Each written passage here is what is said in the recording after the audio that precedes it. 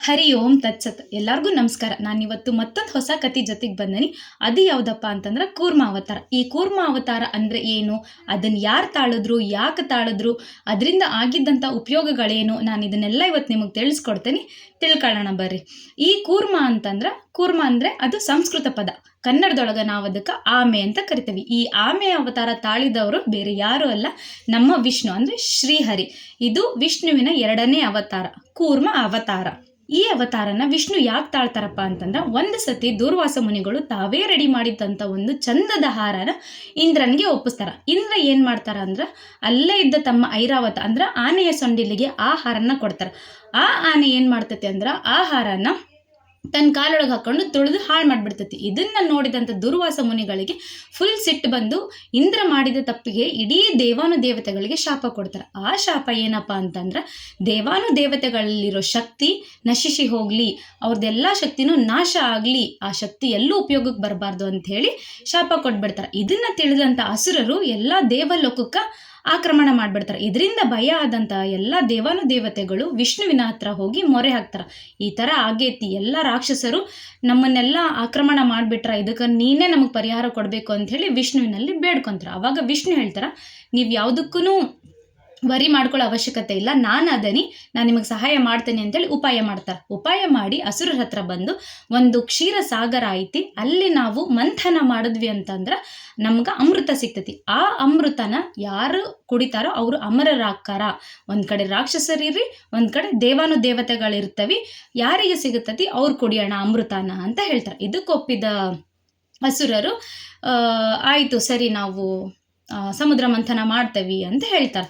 ಆಗ ಕ್ಷೀರಸಾಗರನ ಮಂಥನ ಮಾಡ್ಬೇಕು ಅಂದ್ರೆ, ಈಗ ನಾವು ಮೊಸರು ಕಡ್ದು ಮಜ್ಜಿಗೆ ಮಾಡ್ಬೇಕಂದ್ರೆ ನಮಗೊಂದು ಕಡ್ಗೋಲು ಮತ್ತು ಹಗ್ಗ ಬೇಕಿರ್ತತಿ. ಅದೇ ಥರ ಈ ಕ್ಷೀರಸಾಗರನ ಮಂಥನ ಮಾಡ್ಬೇಕಂತೇಳಿ ದೊಡ್ಡ ಮಂದರ ಪರ್ವತನ ಕಡ್ಗೋಲಾಗಿ ಮತ್ತು ವಾಸುಕಿ ಸರ್ಪನ ಹಗ್ಗವಾಗಿ ಉಪಯೋಗಿಸ್ತಾರೆ. ಒಂದು ವಾಸುಕಿ ಸರ್ಪದ ಕೊನೆ ರಾಕ್ಷಸರ ಕೈಗೆ, ಇನ್ನೊಂದು ಕೊನೆ ದೇವರ ಕೈಗೆ. ಈ ಕಡೆ ರಾಕ್ಷಸರು ಮಂಥನ ಮಾಡ್ತಾರೆ, ಈ ಕಡೆ ದೇವರುಗಳು ಮಂಥನ ಮಾಡ್ತಿರ್ತಾರೆ. ಮಂಥನ ಮಾಡಬೇಕಾದ್ರೆ ಅದು ಪರ್ವತ ಏನಿರ್ತತಿ ಒಳಗೆ ಕುಸಿತಾ ಹೋಗ್ತತಿ. ಇದು ಕುಸಿತ ಹೋದ್ರೆ ಎಷ್ಟೇ ಮಂಥನ ಮಾಡಿದ್ರು ಅಮೃತ ಬರಂಗಿಲ್ಲ. ಅದಕ್ಕೆ ದೇವಾನುದೇವತೆಗಳು ಮತ್ತೆ ವಿಷ್ಣುವಿನ ಮೊರೆ ಹೋಗಿ ಈ ಥರ ಆಗೈತಿ, ನಮ್ಗೆ ಇದಕ್ಕೆ ಏನಾದರೂ ಪರಿಹಾರ ಕೊಡು ಅಂತಂದಾಗ ವಿಷ್ಣು ಅವಾಗ ತಾಳೋ ಅವತಾರವೇ ಈ ಕೂರ್ಮ ಅವತಾರ, ಅಂದರೆ ಆಮೆಯ ಅವತಾರ. ಯಾಕೆ ಆಮೆಯ ಅವತಾರ ಅಂತಂದ್ರೆ, ಆಮೆಯದು ಚಿಪ್ ಏನಿರ್ತೈತಿ ಫುಲ್ ಸ್ಟ್ರಾಂಗ್ ಇರ್ತೈತಿ, ನಾವು ಅದನ್ನು ಹೊಡಿಬೇಕಂದ್ರೆ ಭಾಳ ಕಷ್ಟಪಡಬೇಕು. ಅದಕ್ಕೆ ಆಮೆಯ ಅವತಾರ ತಾಳಿ ಮಂದರ ಪರ್ವತದ ಕೆಳಗಡೆ ಹೋಗಿ ಕುತ್ಕೊಂತಾರೆ. ಆವಾಗ ಈ ಕಡೆ ರಾಕ್ಷಸರು ಮತ್ತು ದೇವರುಗಳು ಅದನ್ನೇನು ಮಂಥನ ಮಾಡ್ತಿರ್ತಾರಲ್ಲ, ಮಂಥನ ಮಾಡಬೇಕಾದ್ರೆ ಅಲ್ಲಿ ಒಟ್ಟಾಗಿ 14 ರತ್ನಗಳು ಆ ಮಂಥನ ಮಾಡ್ಬೇಕಾದ್ರೆ ಹೊರಗೆ ಬರ್ತವೆ. ಈಗ ಉದಾಹರಣೆಗೆ ಹಾಲಾಹಲ, ಫಸ್ಟ್ ಬರೋದೇ ಹಾಲಾಹಲನ ಕುಡ್ದಂಥ ನಮ್ಮ ಶಿವ ಗಂಟ್ಲೊಳಗೆ ಇಟ್ಕೊಂಡು ನೀಲಕಂಠ ಹಾಕಾರ. ಮತ್ತು ಮಹಾಲಕ್ಷ್ಮಿ, ಐರಾವತ, ಧನ್ವಂತರಿ, ಹಿಂಗೆ 14 ರತ್ನಗಳು ಬರ್ತವೆ. ಮಂಥನ ಮಾಡಬೇಕಾದ್ರೆ 14ನೇ ರತ್ನ ಹೊರಗೆ ಬರೋದು ಧನ್ವಂತರಿ ದೇವ್ರು. ಆ ಧನ್ವಂತರಿ ದೇವ್ರ ಕೈಯೊಳಗೆ ಏನಿರ್ತೈತಿ, ಅಮೃತ ಇರ್ತೈತಿ. ಅಯ್ಯೋ ಅಮೃತ ಬಂತು, ಇನ್ನು ನಾವು ತಗೋಬೇಕು ಅಂತೇಳಿ ರಾಕ್ಷಸರು ಸಡನ್ನಾಗಿ ಓಡ್ ಬಂದು ಅಮೃತನ ತಮ್ಮ ವಶ ಮಾಡ್ಕೊಂಡ್ಬಿಡ್ತಾರೆ. ಆದರೆ ಈ ಕಡೆ ದೇವ್ರುಗಳಿಗೆ ಅವಾಗ ಅಮೃತ ಸಿಗಂಗಿಲ್ಲ. ಇದರಿಂದ ಮತ್ತೆ ಬೇಸತ್ತ ದೇವರು ಮತ್ತೆ ವಿಷ್ಣುವಿನ ಮೊರೆ ಹೊಕ್ಕಾರ. ನಮ್ಗೆ ಅಮೃತ ಸಿಗಲಿಲ್ಲ, ಅಮೃತನ ರಾಕ್ಷಸರ ವಶ ಆಗ್ಬಿಡ್ತು, ಇದಕ್ಕೆ ನಮ್ಗೆ ಪರಿಹಾರ ಕೊಡು ಅಂತ ಕೇಳಿದಾಗ ವಿಷ್ಣು ಮೋಹಿನಿಯ ಅವತಾರ ತಾಳಿ ರಾಕ್ಷಸರ ಹತ್ರ ಬರ್ತಾರೆ. ರಾಕ್ಷಸರ ಹತ್ರ ಬಂದಾಗ ಆ ಮೋಹಿನಿಯ ಅಂದರೆ ಸುಂದರ ಕನ್ಯೆಯ ರೂಪನ ನೋಡಿ ಎಲ್ಲ ರಾಕ್ಷಸರು ತಮ್ಮನ್ನು ತಾವೇ ಮರ್ತು ಹೋಗ್ಬಿಡ್ತಾರೆ, ಮನಸ್ಸು ಓದ್ಬಿಡ್ತಾರೆ. ಅವಾಗ ರಾಕ್ಷಸರು ಹೇಳ್ತಾರೆ, ಮೋಹಿನಿ ನೀನು ಏನು ಹೇಳ್ತೀನಿ ನಾವು ಕೇಳ್ತೀವಿ, ಆದ್ರೆ ನಮಗೆ ಎಲ್ಲ ನಮ್ಮ ರಾಕ್ಷಸರ ಗುಂಪುಗಳಿಗೆ ನೀನೇ ಅಮೃತನ ಹಂಚಬೇಕು ಅಂತ ಹೇಳ್ತಾರೆ. ಅದಕ್ಕೆ ಮೋಹಿನಿ ಆಯಿತು, ನಾನು ಹೇಳ್ದಂಗೆ ನೀವು ಕೇಳೋದಾದರೆ ನಾನು ಹಂಚ್ತೇನೆ ಅಂತ ಹೇಳ್ತಾರೆ. ಓಕೆ ಅಂಥೇಳಿ ರಾಕ್ಷಸರು ಒಪ್ಕೊಂತಾರೆ.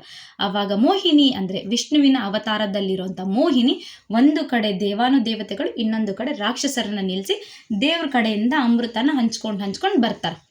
ದೇವ್ರಿಗೆ ಹಂಚ್ಕೊಂಡು ಬರಬೇಕಾರೆ ಅಮೃತ ಖಾಲಿ ಆಗಿಬಿಡ್ತೈತಿ.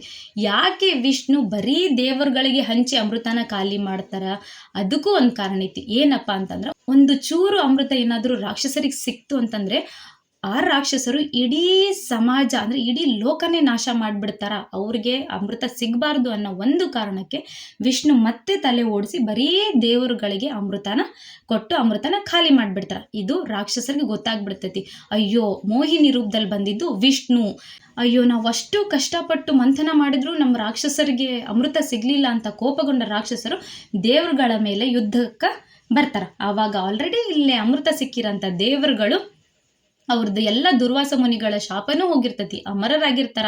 ಯಾವುದೇ ಯುದ್ಧ ಬಂದರೂ ಜಯಶಾಲಿ ಆಗುವಂಥ ವರನೂ ಅವ್ರಿಗೆ ಸಿಕ್ಕಿರ್ತೈತಿ, ಯಾಕಂದ್ರೆ ಅವ್ರು ಅಮೃತ ಕುಡಿದು ಬಿಟ್ಟಿರ್ತಾರೆ. ರಾಕ್ಷಸರು ಯುದ್ಧ ಮಾಡಕ್ಕೆ ಬರ್ತಾರ, ದೇವರುಗಳು ಓಕೆ ಅಂತೇಳಿ ಯುದ್ಧ ಸ್ಟಾರ್ಟ್ ಮಾಡ್ತಾರ. ಇಲ್ಲಿ ಯುದ್ಧವನ್ನು ಗೆಲ್ಲುವಂಥವ್ರು ದೇವರುಗಳು. ಹೀಗೆ ನಮ್ಮ ವಿಷ್ಣು ಅವರು ಕೂರ್ಮ ಅವತಾರನ ತಾಳಿ ಸಮುದ್ರ ಮಂಥನ ಮಾಡಿ ಅಮೃತನ ದೇವರಿಗೆ ಒದಗಿಸ್ಕೊಡ್ತಾರೆ.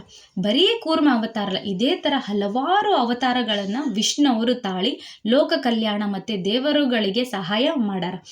ಮತ್ತು ಈ ಸಮುದ್ರ ಮಂಥನ ಮಾಡಬೇಕಾದ್ರೆ ನಾನು ಹೇಳಿದೆ 14 ರತ್ನಗಳು ಹೊರಗೆ ಬಂದವು ಅಂತೇಳಿ. ಆ 14 ರತ್ನಗಳು ಯಾವ್ಯಾವು, ಅದರಿಂದ ಏನೇನಾಯಿತು ಅಂತ ನಿಮಗೆ ತಿಳ್ಕೊಬೇಕು ಅಂತ ಆಸೆ ಇದ್ದರೆ ದಯವಿಟ್ಟು ನಮ್ಮನ್ನ ಕಮೆಂಟ್ ಮಾಡಿ, ನಾನು ಅದನ್ನು ತಿಳಿಸ್ಕೊಡ್ತೇನೆ.